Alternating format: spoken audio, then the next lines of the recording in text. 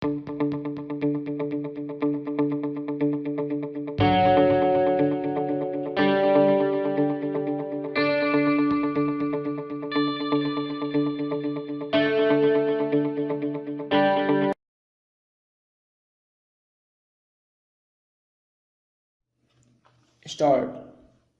Questions of equity apart.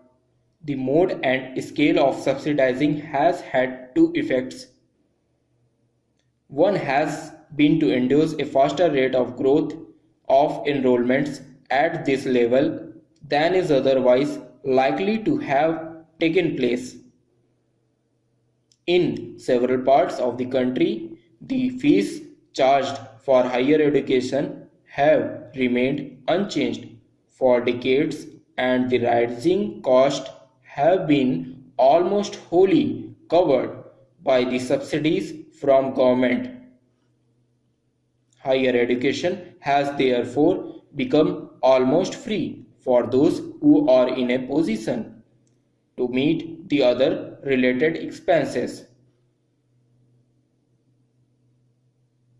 The other effect has been to encourage in this sphere, particularly in the last decade, a kind of entrepreneurship with a little commitments to the goals of higher education,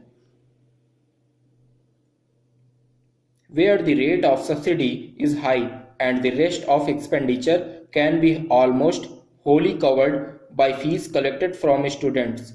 A college can be started and run with a very little exertion on the part of the sponsors.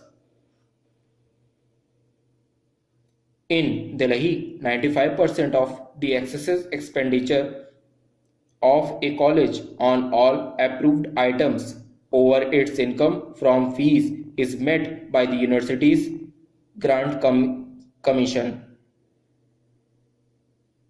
The sponsoring body, whether it is a private agency or a local authority, needs therefore to cover only a very small fraction of the total expenditure on running a college.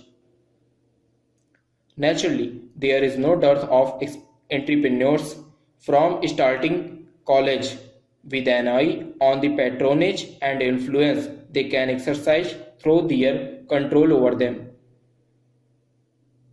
Though the extent of subsidy is not as high elsewhere, the position is not very different in several parts of the country where liberal grants in aid are given by the state governments to colleges. The main qualification required of the promoters of higher education under these conditions is only that they have the contacts for securing the necessary financial and other supports from the power that can be. Where the rate of subsidy is not so high, some adjustments are called for. These are usually made in the fees charged from students and in the teacher-student ratios maintained. Thus, the annual fees for undergraduate education ranges all the way from less than rupees 100 per student, the colleges in Rajasthan, to well over rupees 300 per student in Bombay. The average number of students assigned to a teacher also varies from as low as 12 in some areas to more than twice that figure in others.